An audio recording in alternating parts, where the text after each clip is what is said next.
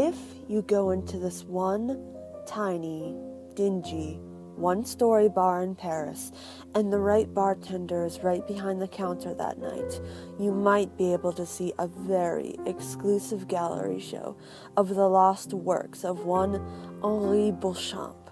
But to get in, you have to prove you're a devotee of the artist. You'll be asked, in clear and perfect English, what would you like to partake of this glorious night? Answer, absinthe, no matter what. Any other drink, from whiskey to water, will kill you as you sleep. The next question will regard the type, and you must answer one of two things: the stuff that the man himself could not bear to take, or the good stuff, the best stuff. If you ask for any other absinthe in any other way, you will be plagued by nightmares for 13 days.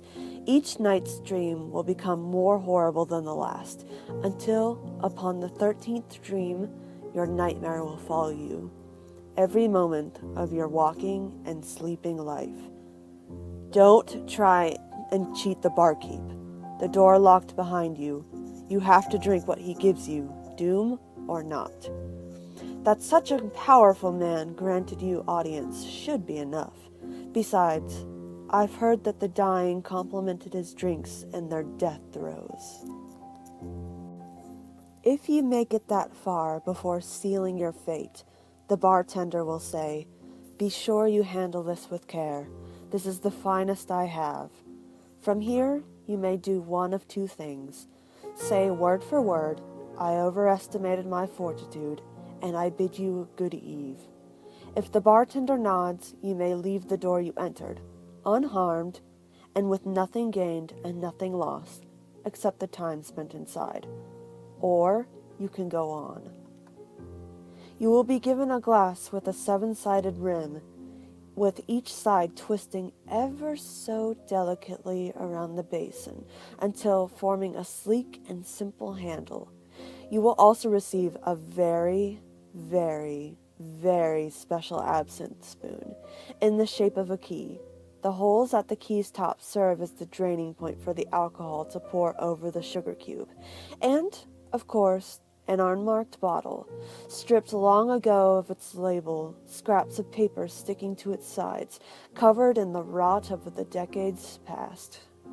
The spoon is completely flat, but has two distinct sides, one with a groove along the shaft of the key and one without.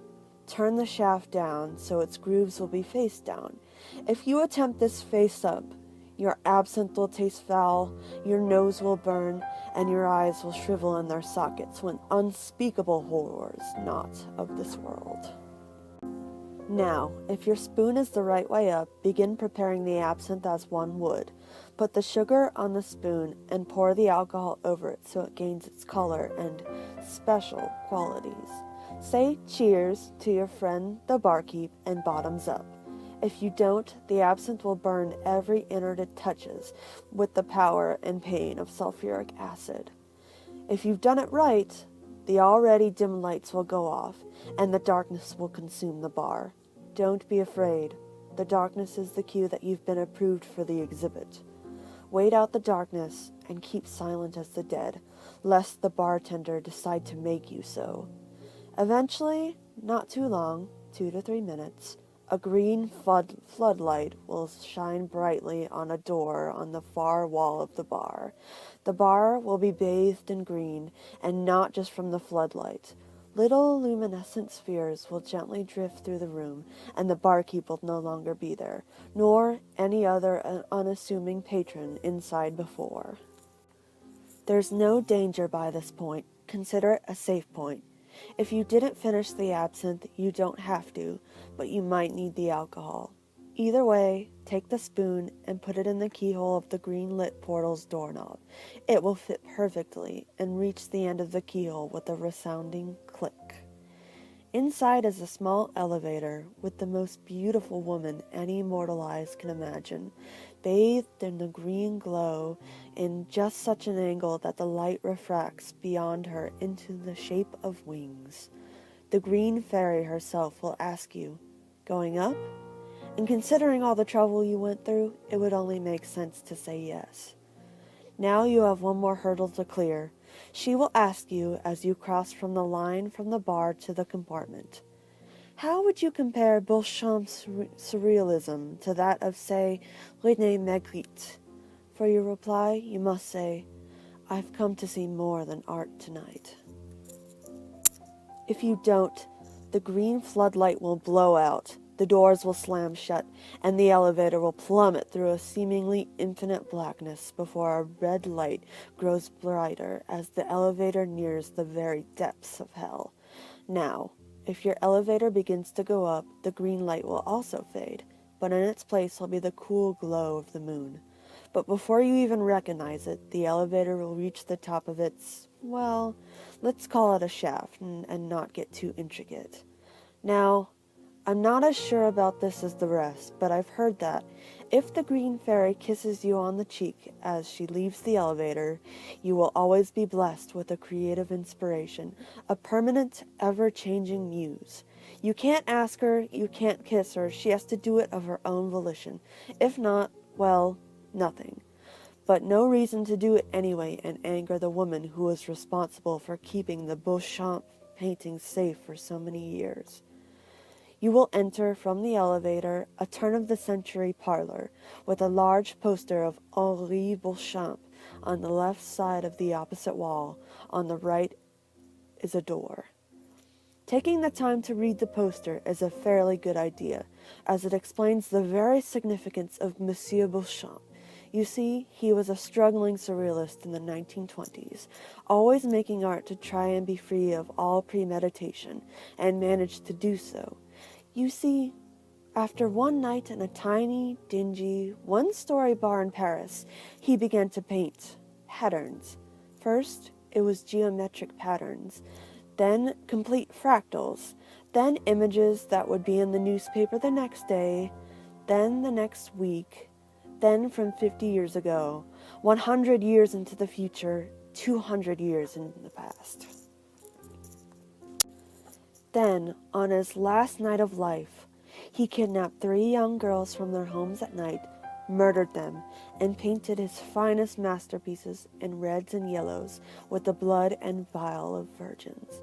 He committed suicide immediately after painting 13 of these. These are behind the door.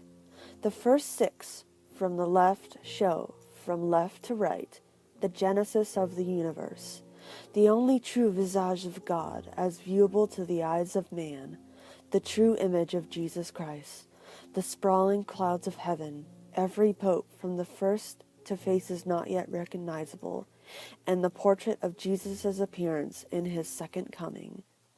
The other 6 on the right show from right to left the cataclysm of the universe, the one true visage of Satan as viewable to the eyes of man, the true image of Judas, the sprawling flames of hell, every human embodied demon from the first to faces not yet recognizable, and a portrait of the Antichrist in his second coming. Now, 6 and 6 makes 12.